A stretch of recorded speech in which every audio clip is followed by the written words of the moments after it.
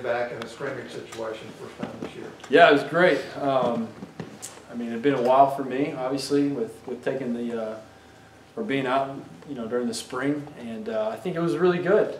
Just getting back out there, game-like, atmosphere a little bit, and just putting the ball down and let us play. I thought it was really, really good, really positive.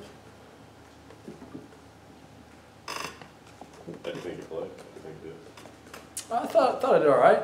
Obviously, some things to work on, but I thought for the first day, collectively as a unit, I thought we did some really good things.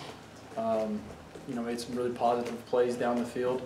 We're trying to, see these running backs, and then they took care of the ball, and so that was really good to see. And I thought the offensive line played really well, so it was really good. And then obviously, our defense is our defense, and they're going to be lights out just about every single day. So it was good to go up against them, finally, and get some good reps. You guys mentioned there were 3 picks. Did you have one?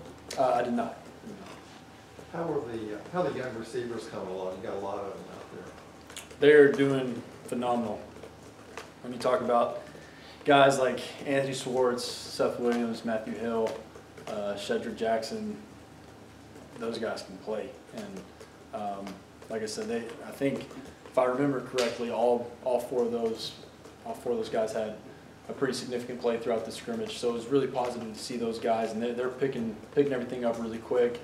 They've obviously never played college football, so they've kind of, excuse me, they have to, get used to it, get the tempo down, and that sort of thing. But I thought they're coming along really, really well, and it was really good to see them, in a live setting, make some really good plays. Gus has said, and Chip both, that those guys are going to have a chance to play early. Mm-hmm. What's it like for you as a veteran quarterback working with those young receivers? Is it just more about teaching, just kind of going slower with them? Yeah, no, it's great. I think, with our veteran guys coming back, Darius, Ryan, Nate, it's really good to have them too on the side to help them. Because, there's, 4 receivers on the field at one time, and it's hard to talk to, each one of them, one by one. It takes a lot of time. So if I'm over here talking to Seth, then Ryan and Darius are going to be talking to, Matthew and Anthony. And then if I'm over here talking to Matthew, they're, so we're collectively, between myself and the veteran receivers, we're talking to all of them, teaching them, the fundamentals of, routes and plays and, just how to play college football in general. So it's really good, and I think it's, going to be a really positive thing for us that, maybe we haven't had too much of in the last few years. Considering the injuries you guys had on the offensive line last season and this spring, what was it like seeing Calvin go down and just that not again type of feeling? Oh yeah, I think anytime anybody gets hurt, whether if it's offensive lineman, quarterback, running back, receiver, DB, whoever it is, you don't want to see that, as a teammate, as a brother. But I think, and it's part of the game. So, I know like Darius James went down, in the 3rd game last year, and that was really scary. Ended up being fine, a few weeks later. So, it's just part of the game. But I obviously hate for anybody to get hurt and that sort of thing. So. Jarrett, you were talking before you started about the rumors, the injury rumors, and all that kind of stuff. How do you cope with being with the spotlight being on you all the time, like it is when you're in your position? It is what it is. It kind of comes with the territory, I guess. I just like to stay the course and be myself, and let everybody else have all the opinions. And as long as I know what I can do, and the people in this room, the team, the staff, and everybody, as long as we're all on the same page, I think we're all right. What's the craziest thing you've heard or read about you, and you're like, what the hell is this? I honestly couldn't tell you because I don't read anything. Okay. Well, what have you heard? What if someone came to you with? Oh man, shoot, I don't even know. There's little things, nothing like too big, but there's just little things here and there that people say, hey, I heard this and this, and I'm like, that doesn't make much sense, but okay. So you don't read? Does your fiance read? Not that I'm aware of, which we talk quite a bit, so she never tells me anything. You don't read anything at all? No, not at all. It's not good for myself or for anybody, in my opinion. It's just, again, people, outside opinions, and I mean, I like to stay true to myself and that kind of thing. You're missing all this great writing, Jared. What? Back to the scrimmage, you mentioned the young receivers. Can you maybe describe one or two that made a certain play or what they did that stood out to you?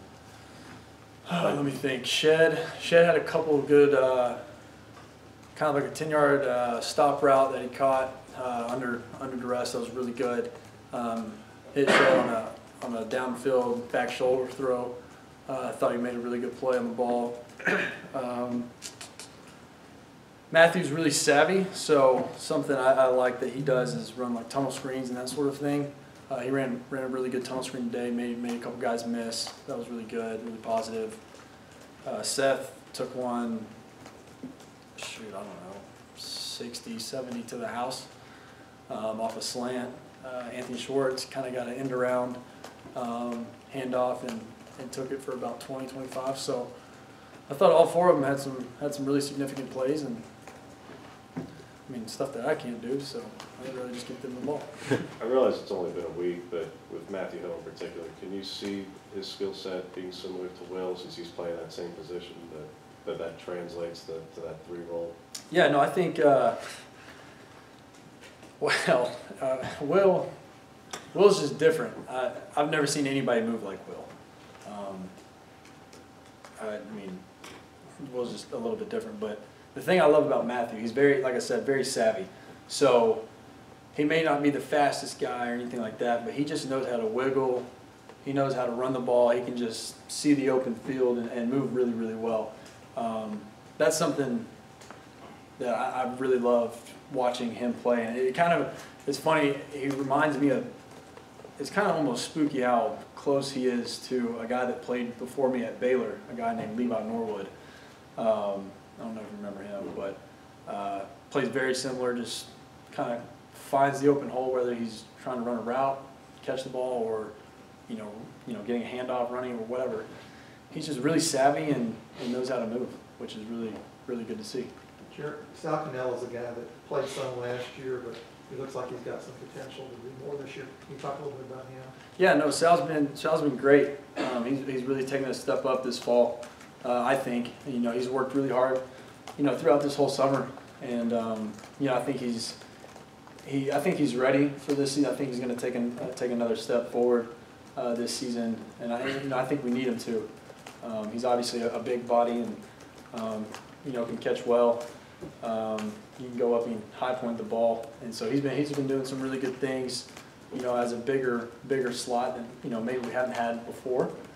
So it's kind of a new thing that I think we've added a little bit to our offense, and you know, he's been doing some really good things, I think.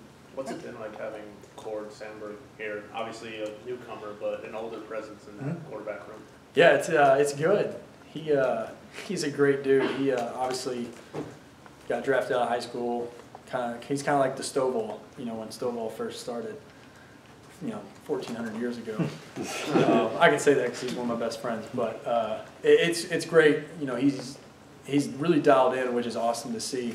Because you never know. You know, a guy that goes and plays minor league baseball for 5 years and he comes back, and you just don't know if he's going to be like, oh, it's just college, just go through it, or if he's really going to be locked in on what we're doing and trying to learn the playbook. And I mean, he's asking me stuff all the time about this play or that play, and you know, it's just good to see him, you know, wanting to learn, wanting to get better, and that sort of thing. So I think you know, as time progresses, he's just going to get more and more comfortable. We've got time for a couple more. I was going to say, you guys call him grandpa or anything yet, like you did with Stovall, or? No, KJ Britt said something the other day that was really funny, but I can't remember what it was.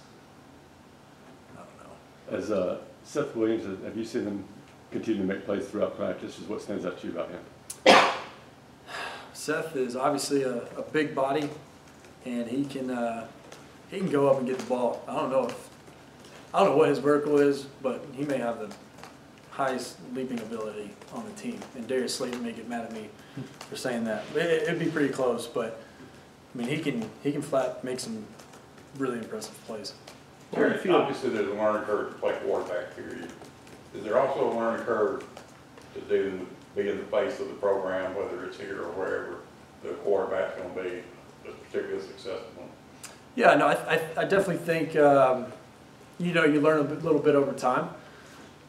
Obviously, Auburn is completely different to what I was used to before coming here. Total, opposite sides of the spectrum. But I think with time, you learn about not reading things, or not taking things too much to heart, because again, everybody's got their own opinion. But I also think there comes with a lot of responsibility, and I think that's a great thing to have. And the platform that you have, the influence that you have on other people, it can be pretty high at times. And I think you just have to keep a level head, and just kind of take it day by day, and just learn from whether you make a mistake or don't. Just kind of keep progressing forward, and just be a better person every single day. That's what I like to try to do. When I have so much influence and so much, that sort of thing, going out around, whether it's Auburn or wherever, I try to be a good influence to people, and I just try to be a good person. Do you feel Last that one. do you feel that this is the year where you're obviously more comfortable with the offense, that you'll be able to spread the ball around a little bit more, whereas last year we saw Darius Slayton, he had a role, and Will Hastings had a role, Brian Davis had a role. But do you think you guys can be a little bit more multiple and spread it around? No, I definitely think that everybody has their certain role. So everybody has certain things that they're really, really good at, and we're definitely going to get them the ball on those certain things. But at the same time, with myself coming back and all the receivers coming back, like we just have a better understanding of each other. And I think Coach Malzahn and Coach Lindsey have a better understanding of us and how we play.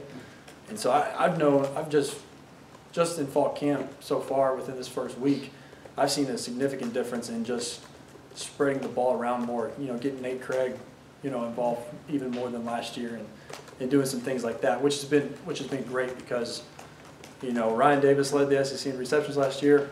Well, Darius Slayton has taken a huge step forward this fall camp. I mean, it's been, 7 days. Nate Craig's the same way.